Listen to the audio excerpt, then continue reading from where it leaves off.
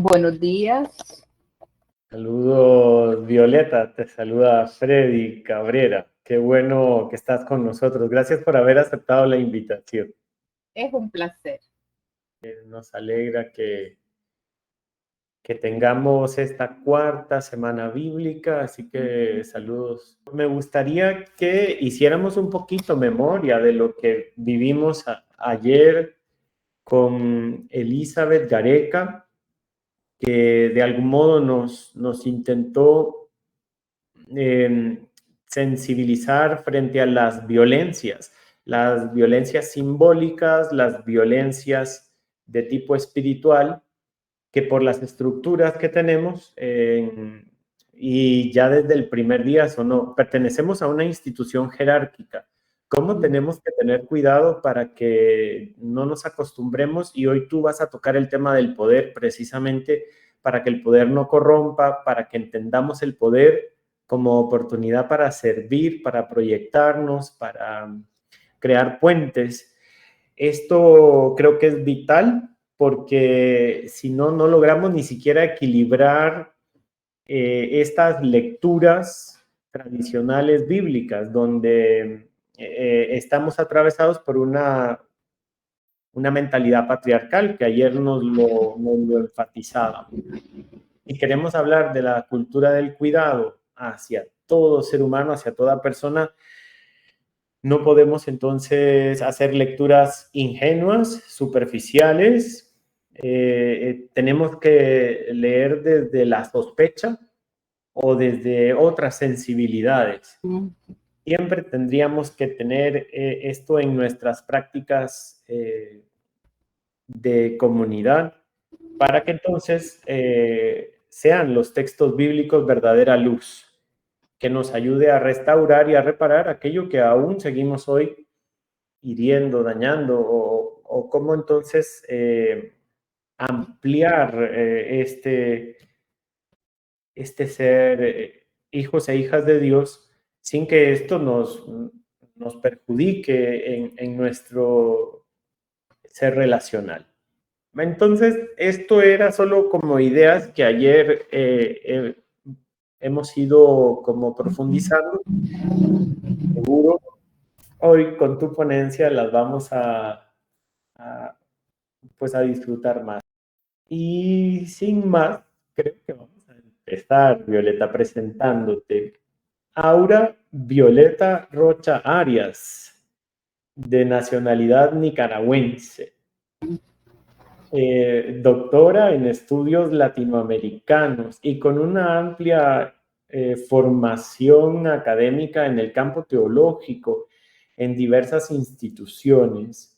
Tus estudios han estado realizados aquí en Costa Rica, que seguro tienes tanto cariño porque incluso leí que fuiste rectora un tiempo de la UVE. Qué lindo saber que estuviste en ese espacio de formación académica también y de crear nuevo pensamiento. También estudiaste en Francia, en tu misma Nicaragua, en Argentina.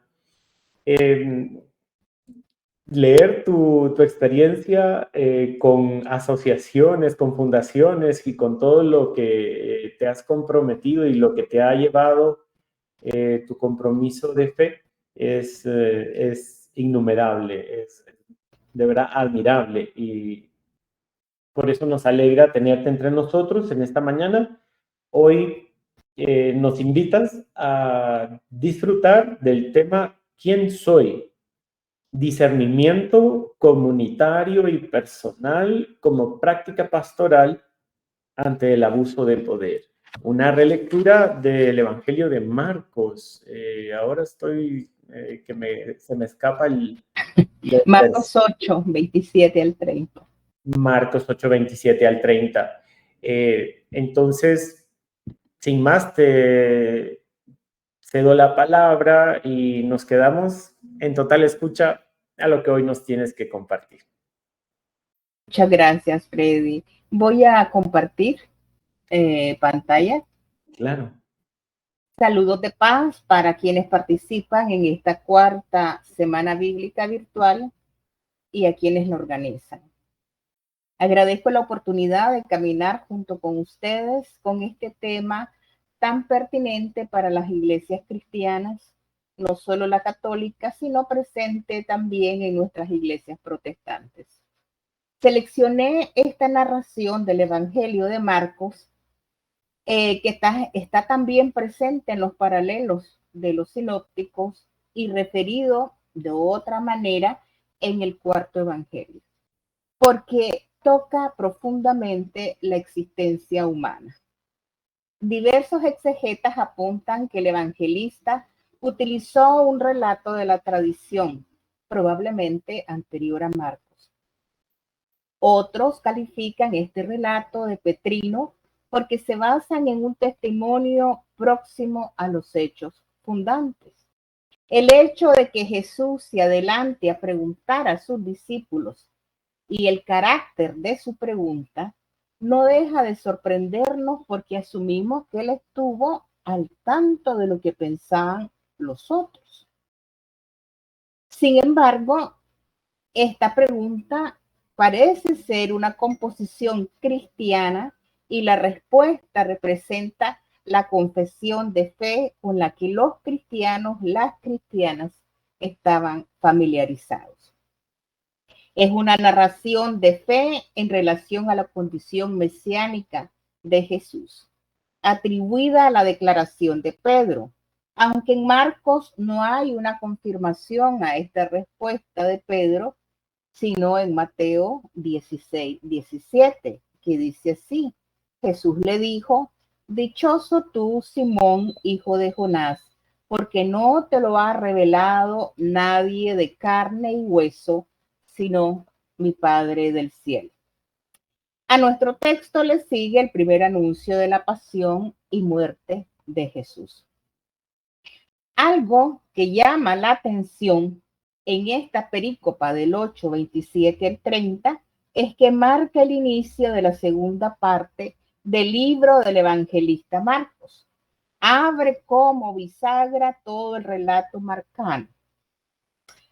Ahora, si prestamos atención a nuestro texto y a los paralelos, encontraremos algunos detalles interesantes que nos ayudan a ampliar el horizonte de sentido del texto.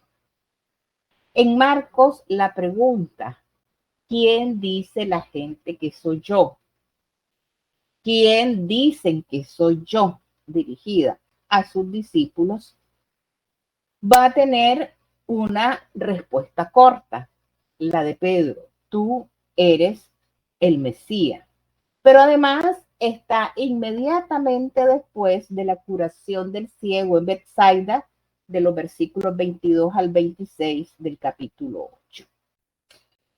¿Es que Jesús no estaba tan bien informado por sus discípulos? La pregunta surge simplemente para obtener una respuesta. En otras palabras, es un recurso literario. Jesús hace una pregunta preliminar antes de hacer la pregunta principal: ¿quién dicen que soy yo?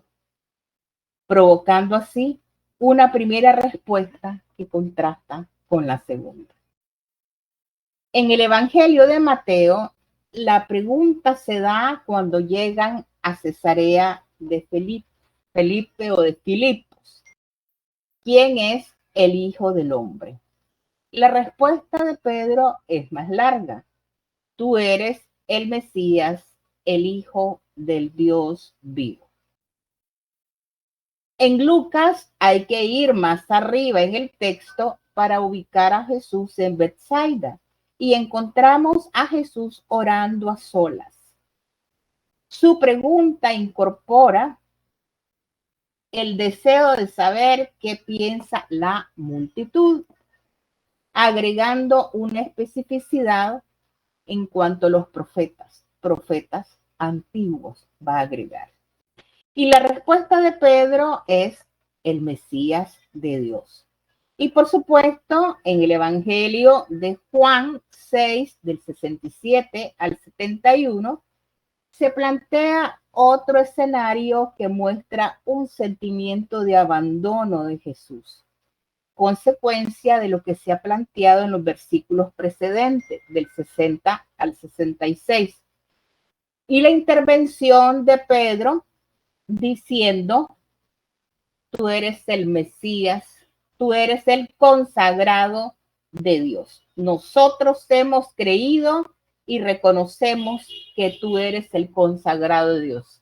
Es interesante que incorpora el nosotros, que han creído y que le reconocen como el consagrado, el ungido de Dios. Otra de las personas que declaró a Jesús como Mesías fue Marta, cuando Jesús resucitó a su hermano Lázaro. Sí, Señor, yo creo que tú eres el Cristo, el Hijo de Dios, el que iba a venir al mundo. Juan 11, 27. Nuestro texto es parte de la sección o de la unidad literaria que va del 8:27 hasta el 10:45 y se mantiene unida por la repetición de un patrón de 3 partes. El primero es que se habla del sufrimiento venidero, la muerte y la resurrección del Hijo del Hombre. El segundo es el malentendido por parte de los discípulos que no terminan nunca por comprender lo que está diciendo y lo que está pasando. Y el tercero es la enseñanza acerca del discipulado. A esta sección le sigue otro relato de la curación de un ciego, que va del capítulo 10, versículos 46 hasta el 52. Es decir, que nuestro texto se encuentra entre dos historias de curación de los ciegos. Arriba de nuestro texto, el ciego de Betsaida. Y después de nuestro texto de la sección de la unidad literaria, en el 10:46, la curación de Bartimeo el ciego. Ahí está enmarcado nuestro texto y probablemente esto se debe al tema de la ceguera de los discípulos. Ahora veamos un poco la estructura de este texto. Aquí en esta lámina, a partir de las preguntas para lo que dice la gente y lo que dicen ustedes, planteo un poco los escenarios porque es interesante abordar el texto desde esta información. Nuestro texto, del 8:27 al 30, Jesús emprendió el viaje con sus discípulos hacia los pueblos de Cesarea de Filipo por el camino. Entonces se subrayo no solamente el lugar al cual se va dirigiendo, sino que la pregunta se da en el camino, porque les planteaba que el tema de los escenarios con que los paralelos y el Evangelio de Juan retoman el tema son importantes y hace la pregunta a sus discípulos. Marcos presenta la respuesta más corta por parte de Pedro: tú eres el Mesías. Y luego la orden de guardar el secreto. Entonces volvemos ahora, vamos una por una y vamos con el paralelo que está en Mateo 16, del 13 al 20. Aquí Jesús dice que llegó a la región de Cesarea de Filipo o Filipos, depende de la traducción. A la pregunta sobre qué piensan los demás, los discípulos responden: el Hijo del Hombre. ¿Quién dice la gente que es el Hijo del Hombre? Es la pregunta que hace a sus discípulos y ellos dicen, bueno, Juan el Bautista, Elías, las mismas respuestas de Marcos, se sigue a Marcos, otros, Jeremías o algún profeta. Y aquí la respuesta de Pedro, a cual se le agrega el Simón, va a ser un poco más larga. Ya no es solamente tú eres el Mesías, sino el Hijo del Dios vivo. Aquí el tema también de los títulos cristológicos son importantes. Entonces volvemos a la siguiente, que sería la del Evangelio de Lucas. En Lucas el escenario está orando. Hay que ir un poco más arriba para ubicar a Jesús en Betsaida. Y allí se dice la multitud y no la gente, pero en Lucas eso es usual. Ocupa mucho el término de multitud. Y interesantemente aquí pues no aparece Jeremías, pero cuando se menciona a un otro profeta, Lucas le agrega de los antiguos, que también llama la atención. Y la respuesta de Pedro es, tú eres el Mesías de Dios. O sea, la respuesta de Marcos sigue siendo la más corta. Igual la indicación a guardar el secreto. Y por último, vamos con el Evangelio de Juan, que es un otro escenario. Así que Jesús dijo a los 12, ¿también ustedes quieren abandonarme? Simón Pedro le contestó, Señor, ¿a quién iremos? Tú tienes palabras de vida eterna. Nosotros hemos creído y reconocemos que tú eres el consagrado de Dios. Y bueno, la respuesta de Jesús, ¿no soy yo acaso el que lo eligió? Sin embargo, uno de ustedes es un diablo. Lo decía por Judas Iscariote. Entonces, aquí es también muy importante que esto se da en conflicto como resultado de algunos conflictos previos que tiene Jesús y siempre la dificultad de lo suyo de comprender qué es lo que pasa. Entonces, esta pregunta o las dos preguntas dirigidas a la gente y a ustedes, los suyos, los cercanos, sus discípulos, va a ubicar el escenario en el caso de Marcos en el camino a Cesarea de Felipe o Filipos, en el Evangelio de Mateo en la región de Cesarea, en Lucas durante la oración a solas en Betsaida y en el Evangelio de Juan nos muestra una experiencia de abandono y esto se ubica en Cafarnaúm, buscando un poquito más adelante de nuestro texto el lugar. Es decir, todos son escenarios que llaman la atención para preguntas que, como decía al inicio, tienen un fuerte impacto, una profunda atención a lo que tiene que ver con la existencia humana. Y bueno, ya estábamos en esta, donde coloqué esta imagen de una mujer frente al espejo y pregunta quién soy. ¿Soy lo que percibo de mí o soy, por el contrario, las interpretaciones que los otros hacen de mí? Esta imagen nos va a servir para lo que llamamos la actualización o el tiempo para la difusión del texto. Entonces, nuestro texto de Marcos 8, 27 al 30, podríamos tener una primera división o demarcación en la primera parte del versículo 27, que podemos llamar emprenden el viaje. Van de Betsaida a la región de Cesarea de Filipos o Felipe. La segunda iría del 27b, la segunda parte del 27 hasta el 28. En el camino surge la primera pregunta.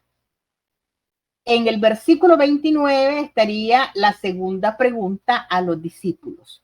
Es interesante porque el versículo 29 queda solo, ¿no? Y es la pregunta que va dirigida a los suyos. Y los versículos 30 al 31 en esta estructura, además del cierre, van a presentar la respuesta de Pedro, tú eres el Mesías, y la ordenanza de Jesús de guardar silencio. Y decíamos además que el texto parte de una unidad literaria más larga que inicia en el 8:27 y termina en el capítulo 10, verso 45. Y que antes de nuestro texto está la curación del ciego de Betsaida, que en el primer intento de Jesús ve a los hombres como árboles, todavía no logra ver, hasta que por fin se da. Y en el 1046, que cierra la unidad literaria, está el otro relato de la curación del ciego, de ciego Bartimeo. Entonces llama la atención que está entre estas dos relatos de curación de ciegos y que se ha interpretado, yo me uno a eso, que es una alusión a esa ceguera que viven y experimentan los discípulos para entender, aceptar, comprender lo que está ocurriendo con Jesús, sobre todo después del anuncio de la pasión, muerte y resurrección. Entonces, vamos a volver aquí para ver un poco más las estructuras. El 27A, Jesús emprendió el viaje con sus discípulos hacia Cesarea de Filipo. Esta región de Cesarea de Filipo no se menciona en ninguna otra parte y es una región que marcaba la división entre judíos y gentiles. Marcos pudo haber tenido sus razones para localizar la confesión de Pedro, la enseñanza sobre el discipulado y la transfiguración en la región de Cesarea de Filipo. Y estas razones pueden ser simbólicas. Una razón puede ser que era un entorno apropiado para la revelación. Así que la referencia hacia los pueblos de Cesarea de Filipo es llamativa en Marcos, ya que usa raras veces nombres de lugar y su narrativa se distingue por los viajes, el desplazamiento geográfico y también simbólico. La inexplicable visión de Pedro que Jesús es el Mesías y la revelación de Jesús por esta afirmación nos presentan algunas pistas para poder ubicar en este camino hacia esta región también donde está el monte Hermón ligado a la transfiguración como un espacio para la revelación, para los oráculos. Es decir, es nombrar o estar en camino hacia ese lugar es importante. En la sección del 27b hasta el 28, que es la segunda sección, nos presenta a esto, además del camino a un Jesús en discipulado andante con sus seguidores. Aprovecha cualquier ocasión para tratar de enseñarles en cuanto al reino que ellos aún no entienden. La pregunta preliminar de Jesús ahora aborda explícitamente el tema de la identidad de Jesús en Marcos. Este tema es introducido por la declaración ya desde el inicio en 1:24 de la declaración que hace el hombre con espíritu inmundo en la sinagoga, que dice: sé quién eres, el santo de Dios. Y especialmente por el comentario del narrador en 1:34, que dice: él no dejaba hablar a los demonios porque ellos le conocían. Aunque los demonios saben quién es Jesús, quienes van con él no lo hacen, al menos no antes de este punto de la narración. La identidad de Jesús se define despectivamente por algunos residentes de Nazaret. Por ejemplo, es que este no es el carpintero, el hijo de María y hermano de Santiago y José en Marcos 6:3. El tema de la identidad de Jesús recibe un desarrollo significativo en Marcos 6, del 14 al 16.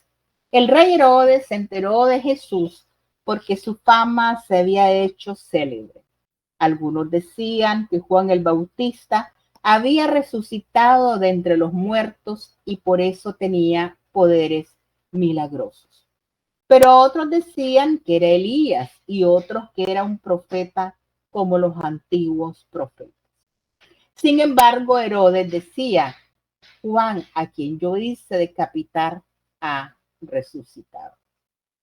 Es importante notar estas ideas sobre Jesús en medio de una vehemente expectativa mesiánica de un redentor militar y político, mostrando así cambios sustanciales en lo que la gente, incluso los discípulos, piensan de Jesús y lo que realmente Él es. Entonces es claro que se necesita comprender en qué consiste la propuesta mesiánica de Jesús a partir de su experiencia. La escena didáctica en la que Jesús cuestiona a los discípulos acerca de las dos alimentaciones en Marcos es también un diálogo sobre la identidad de Jesús de una manera indirecta. Los discípulos no entienden lo de los panes, narrados en Marcos 6, del 30 al 44, y también en el 8, del 1 al 10. Es decir, no saben cómo acoger este tema de la identidad y de la misión de Jesús. En cuanto a la pregunta que le hace a ellos, ¿quién dicen que soy yo? Y la respuesta, tú eres el Mesías. Jesús hace esta pregunta, tal vez la más importante para sus cercanos. La respuesta de Pedro, como dice la exegeta de la Yarbrough, es claramente superior a las mencionadas en el versículo 28, desde el punto de vista del autor implícito, ya que Jesús es declarado el Mesías en la introducción del Evangelio. Recuerden el versículo 1 del capítulo 1 de Marcos. Ya desde el inicio hay pistas sobre esta identidad de Jesús. Y los versículos de cierre, cuando se le ordena que nadie hable de esto, se puede entender con el resto de las mismas expresiones en el Evangelio. El secreto debe ser guardado. Se confirma cuando les explica que el Hijo del Hombre, equivalente al Mesías, debe sufrir y ser rechazado por muchos, como dice el verso 31, y la reprensión a Pedro por no estar de acuerdo. Resumiendo los hallazgos de este breve análisis del texto, es una confesión de fe que está presente en todos los evangelios, con uno que otro cambio. Las preguntas de Jesús sobre cómo le mira a la gente, cómo le perciben, qué piensan sobre él, marca de alguna forma un afuera y un adentro, aunque el afuera siempre parece estar presente donde está él y sus discípulos. Hay distintas visiones acerca de Jesús, muchas ligadas a la memoria colectiva de los ancestros bíblicos, sobre todo de la línea profética. Otras visiones que vienen desde el poder, como en el caso de Herodes, y la reiterada referencia a Juan el Bautista, profeta y familiar de Jesús, así como toda la expectativa mesiánica ligada al Antiguo Testamento sobre el Mesías y las consecuentes ideas mesiánicas vividas en un contexto de colonia romana. Es constante el rol de Pedro al revelar quién es Jesús y las dificultades que tienen como grupo para aceptar el martirio anunciado por este. Por vez primera, después de estas preguntas relativas al yo, a la identidad, a la comprensión del proyecto del reino de Dios, entre otras. ¿Cómo contextualizar todo esto con el tema del cuidado ante los abusos de poder y desde un cuidado personal hasta el colectivo?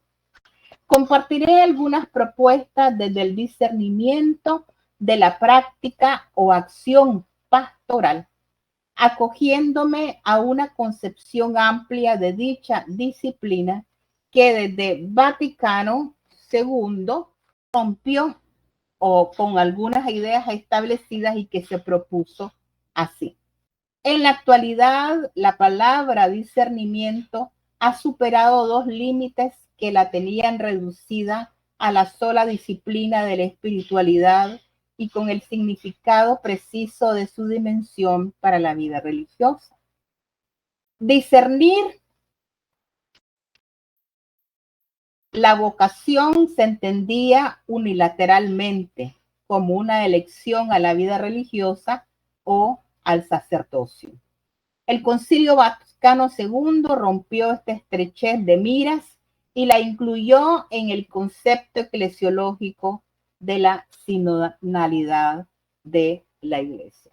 Me pareció muy pertinente esta definición de discernimiento porque además de que hay una ruptura, un cambio fundamental, abre todo un horizonte amplio donde también este tema de la sinodalidad o el caminar juntos y juntas como lo entendemos desde nuestra tradición es una posibilidad, donde también el laicado juega un rol preponderante.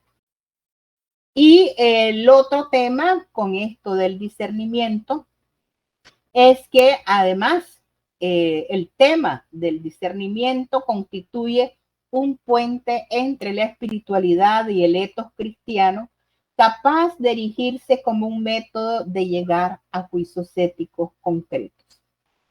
En un mundo agitado y quebrado por el dolor, el abuso de poder que impera en muchos ámbitos, detenerse a mirar alrededor y a una misma, requiere voluntad y también responsabilidad.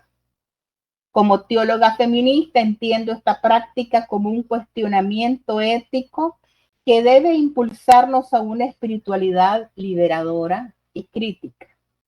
Mi abordaje lo propongo desde las miradas que construyen y deconstruyen, el poder que tengo y la tentación del abuso, y por último, el discernimiento para una teología pastoral que también incluye el yo y el nosotros. Las miradas que construyen y que deconstruyen. Algo tan cotidiano como mirar, teniendo en cuenta de que estas miradas pueden disminuir o ni siquiera haber visto nunca nada, también seleccionan y excluyen. Definen un punto de vista en un horizonte amplio, volviéndolo estrecho muchas veces. Puedo decidir ver el objeto de mi mirada y también puedo rechazarlo. Es volitiva, es decir, las miradas responden a una voluntad, porque conllevan la voluntad de mirar, desear, es decir, que nuestra percepción es una opción para alcanzar nuestras expectativas, ya sean de logros o de obstáculos en relación a nuestra cotidianidad. Nuestras miradas son también intencionales y orientadoras, porque designamos hacia dónde mirar, desde dónde y cómo lo hacemos. Si la intención cambia, nuestra mirada también construye significado en lo que se mira. Así incursionamos en el mundo, dándole sentido y significado, pues nuestras miradas están cargadas de subjetividad. Este sentido se puede ampliar si contamos con algunos elementos que nos ayudan a ir más allá. También nuestras miradas simbolizan, ya que nombramos y al nombrar aprehendemos, aun cuando no recogemos todo el acto de mirar. Por eso miramos el pasado y el mañana y también lo que está ausente. También hay un sentido de apropiación en las miradas.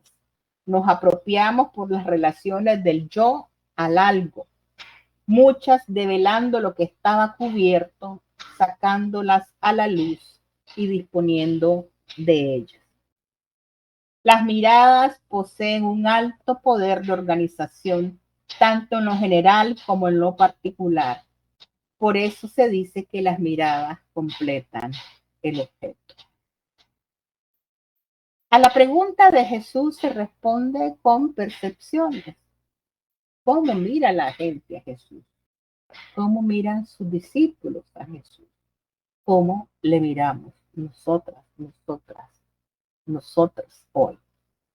El desafío está en una mirada crítica y autocrítica, que se plantea preguntas constantemente, porque somos productos de acciones performativas que además de conformar el género, el sexo, son también conformadoras del lenguaje, donde hemos aprendido a mirar desde las repeticiones en los códigos jerarquizados, incluso los religiosos. ¿De dónde parten mis miradas? ¿Desde el privilegio o desde la subordinación o desde otro punto? ¿Cómo nos miramos a nosotros, nosotros mismos? ¿Cómo miramos a los otros? Las miradas construyen una percepción sobre los demás que pueden ponerles en una situación de vulnerabilidad e indefensión. Esas miradas pueden también deconstruirse, lo que implica tomar conciencia de estas situaciones. Nuestras miradas pueden perpetuar la victimización de las personas que han sufrido todo tipo de abuso, incluso el abuso sexual, venga de donde venga, o nuestras miradas pueden reconocer la capacidad de agencia, de acción que tienen estas personas en los procesos de restauración y reparación. Como dice la teóloga protestante Nancy Bedford, para las mujeres y para los miembros más jóvenes de la comunidad, la tendencia al ejercicio del poder como dominación es especialmente nefasta porque junto con ella suele existir el encubrimiento del abuso sexual por parte de quienes detentan el poder en una comunidad eclesial dada o bien por parte de sus aliados. La incidencia de este problema a nivel mundial es tan grande que un autor sugiere que lo que necesitamos es una eclesiología postraumática para confrontarnos con las consecuencias de los abusos de poder pastoral que se plasman en abuso sexual. Este es un artículo que es parte de un libro que editó la Fraternidad Teológica Latinoamericana ya hace algunos años, que tiene por título El poder del amor o el amor al poder. Y hablar de una eclesiología postraumática, cuyo título es muy sugerente, implica mirar hacia adentro y hacia afuera, aunque nos duelan los ojos, como dice un poema.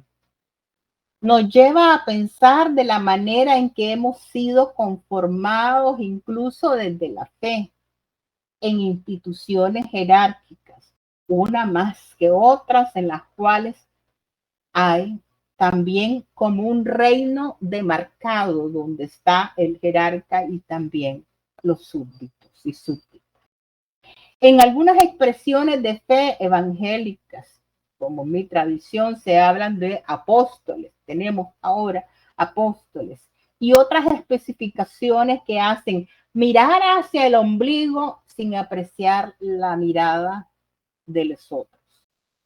Reconocer que tengo poder y que la tentación de abusar del mismo es una realidad requiere una mirada plena de coraje y de resistencia. Hablar del poder, además de mirar, es otro desafío constante.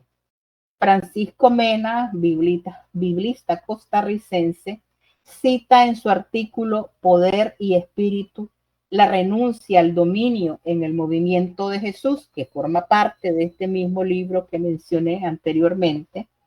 Siguiendo a Foucault, dice que todas las personas tenemos una cantidad de poder que ejercemos diariamente como individuos o como colectividades.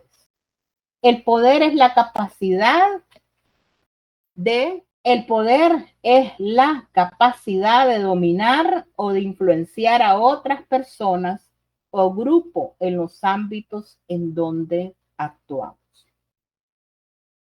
Él cita a María García con lo siguiente: el poder es fuerza y relación. Es una relación de fuerzas. Es fuerza en relación con otras fuerzas. Energía actuante que recorre el campo social de un punto a otro. No es una forma, por ejemplo, el Estado, sino que se expresa en toda relación. No puede ser entendido como simple represión. No solo prohíbe, sino que también incita, suscita, seduce, induce, facilita o dificulta, amplía o limita. Vale la pena prestar atención a esta faceta de seducción y fascinación por el poder que no solo García menciona. La simbología del poder está presente en nuestros imaginarios sociales y religiosos. Se definen 5 componentes del poder: la coerción, es decir, la posibilidad de amenazar; la estrategia de refuerzo, la capacidad de recompensar; la legitimidad, vinculada a la autoridad y la jerarquía; la referencia, y en particular al carisma. Esa fascinación por el poder, la imagen que proyecta, el espectáculo también está presente en la Biblia.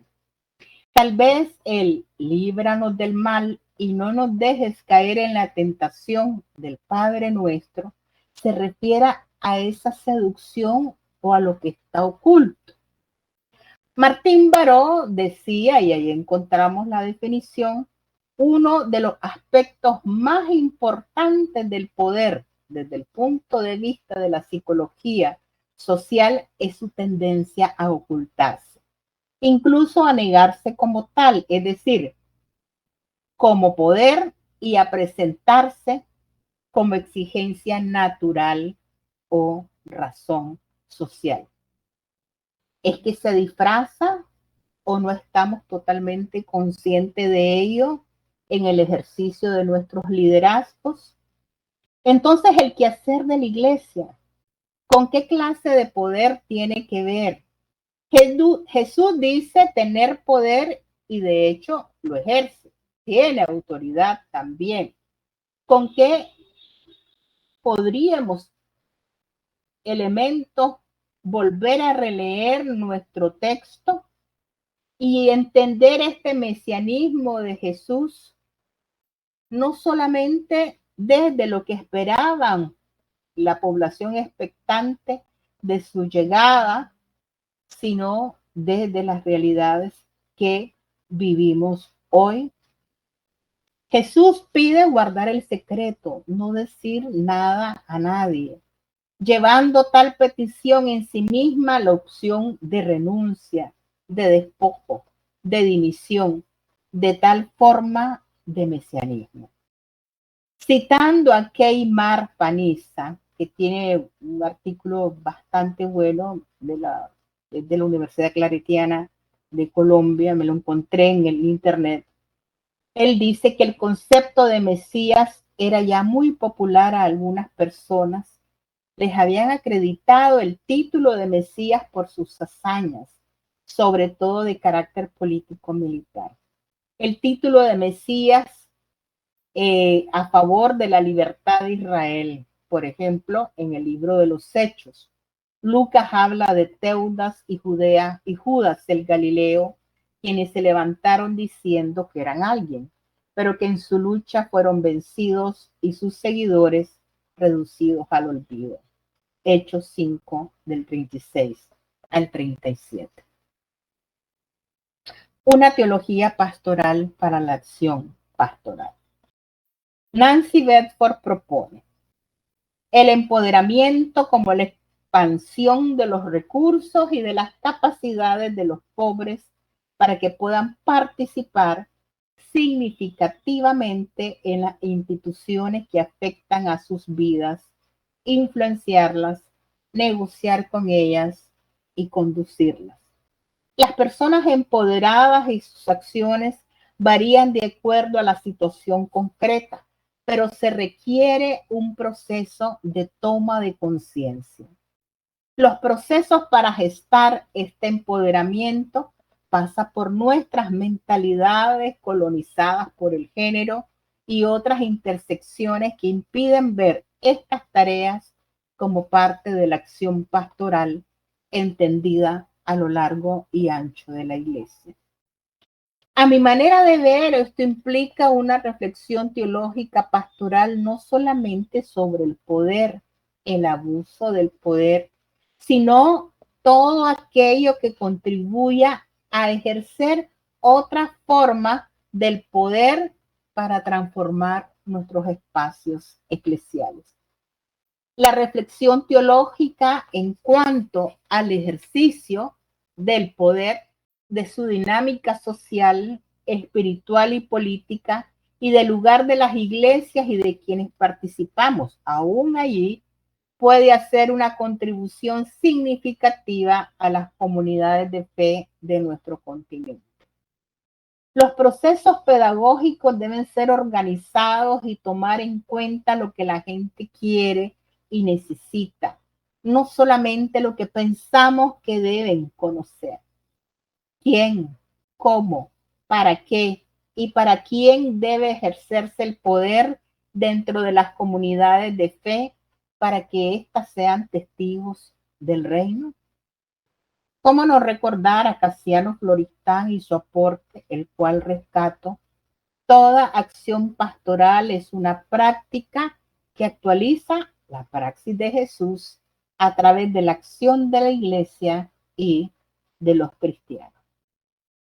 Es decir, esta práctica, esta acción pastoral nos lleva en esa dinámica del yo y del nosotros, convirtiendo estas prácticas pastorales comunitarias para seguir afirmando que otra iglesia es posible, que otra sociedad también, y que otros seres humanos pueden reencarnarse con la misericordia, la justicia, la equidad y otras formas de convivencia. Esta dinámica del yo al nosotros, nosotras, nosotros o como querramos nombrar, nos hace repensar ese yo soy en relación a las personas, al ambiente, al contexto en el cual estamos. Ya en el Evangelio de Juan, conocido por su yo soy la vid, yo soy el camino, la verdad y la vida, puede únicamente entenderse en relación a un nosotros y nosotras, a un nosotros. La misma forma en que el Evangelio de Marcos también va concluyendo y cuando dice yo voy delante de ustedes a Galilea, nos invita a hacer ese camino de vuelta. Esa dialéctica, esa dinámica entre el yo y el nosotros, en esa diversidad y en la forma en que nos relacionamos con el poder, en la forma que aprendemos también a desaprender, en la forma en que incorporamos diariamente la realidad con lo que creemos, con lo que afirmamos, con lo que soñamos. Por último, y no menos importante, es el aporte valioso que las teologías feministas pueden dar a estas reflexiones. Llevamos hablando del poder y del abuso de poder desde hace mucho tiempo. Ha sido un tema tabú y ha sido siempre la sociedad, los movimientos sociales y las víctimas que han demandado a nuestras iglesias a no guardar silencio. Cuando se ha trabajado con mujeres abusadas que pierden el temor de hablar, no hay nada ni nadie que las silencie nuevamente.